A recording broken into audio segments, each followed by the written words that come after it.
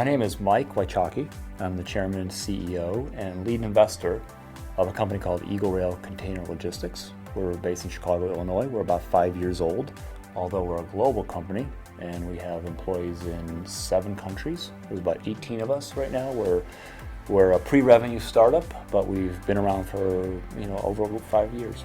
I think the biggest challenge I've experienced in my current role is when we're out in the marketplace getting people to see the bigger vision. So collectively, everybody knows they have the problem. The ports know they have the problem, the shipping lines know they have the problem, the rail companies know they have the problem, and the port authorities know they have the problem. But trying to get them to see that we need to work together to solve this, because typically everybody is invested in their property, their business. The ports care about their port, the rail lines care about the rail lines, and trying to get them to care about each other as a network is kind of our challenge. So I actually like that. I believe I'm a good people person. I bring solutions to the table, and we say, okay, how can we all benefit from this? I'm a big win-win-win guy. I believe in abundance, not scarcity. So I think everybody can win in an equation. I believe that truly, that one side doesn't have to lose for the other side to win. So we say, how can we all win?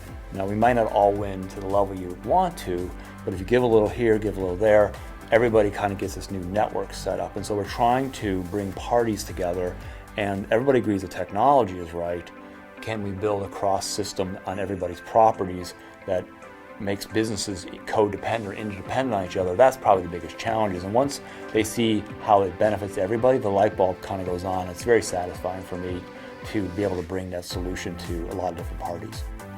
Well, the challenge that the industry is facing and what we're facing is getting people to understand that there is a way to solve this problem. It's kind of a previously unsolvable problem, and the way they solved it in the past was just to get more independent truck drivers. The problem is they're running out of independent truck drivers, and people don't want more trucks on the road. So the idea to get people to think outside the box is the first challenge. Now, what's interesting is that's getting easier. I could even see that in the 5 years I've been on the road, where people used to say, well, I don't know what to do. And we say, well, what about a rail system, a light rail system? Now, when I say, what should we do? People are actually thinking outside the box, which is interesting, but what they always say is, what about drones? That's their first solution. And I say, well, you're not going to fly a 60,000 pound container over a city. A drone's not going to work. And they say, what about tunnels? And I say, well, tunnels are expensive and very hard to build underneath the property. I say, what about a light rail system that could do the same thing that what an Amazon warehouse does, but outside? And they go, that's a great solution. So getting people to sort of recognize there is a solution, a third box, besides ground rail and trucks, a light rail system is a very doable, and it's reasonably inexpensive, and it works very well because it goes over other obstacles. It's up in the air. So it goes over roads, it goes over rail, it goes over power lines. So we're not competing for ground space, which is really pretty exciting for people.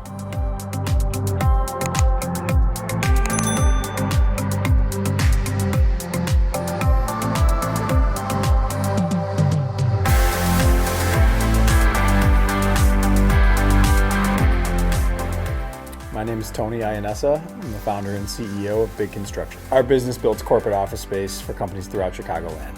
The biggest challenge facing our industry right now is finding enough people to do the work.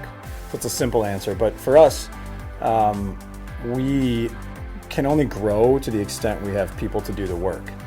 Our business subcontracts the work out, but we still have project managers, estimators, accountants, operations people, HR, IT, finance. And so it's still a people business, very much a people business. We've been able to grow very, very quickly, but we also had to add staff to do so, which is very, very difficult to do. We take our culture very, very seriously, and it's hard to recruit enough people, interview them, train them, develop them, get them to mesh into the culture. And so we spend a lot of time on interns, rotational project engineering programs, and getting people to fit into the culture. And we can only grow to the extent we have really, really talented people to do the work. And we are, as a business, not willing to grow our revenue any more than we have the people to support it.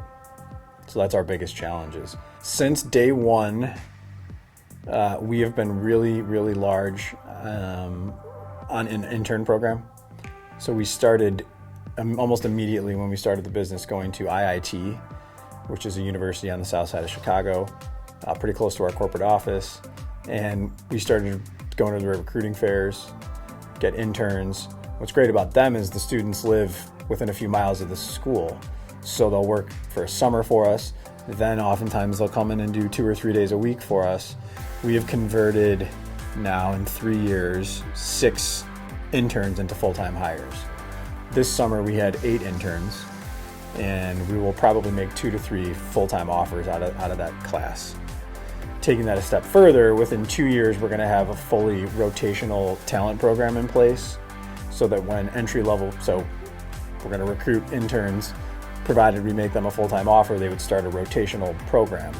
So rather than telling someone, hey, you're going to go work as a superintendent or you're going to go work as an estimator, it gives everyone the opportunity to work in every facet of the business over the course of 18 to 24 months.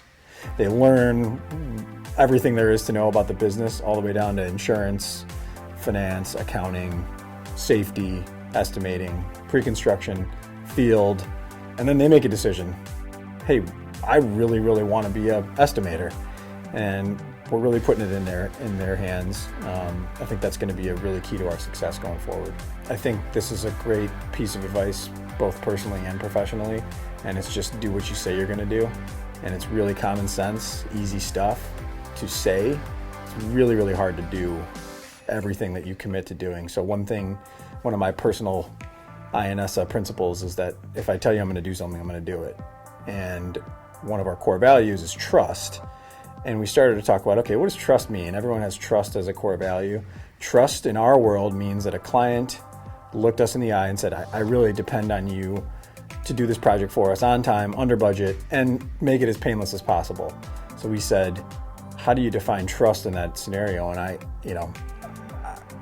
I, along with the leadership team, said, how about just do what you say you're going to do? And this is a simple piece of personal advice. If you tell your husband or wife you're going to do something, you should probably do it. If you tell your customer you should do something, you should definitely do it. And I live my life that way.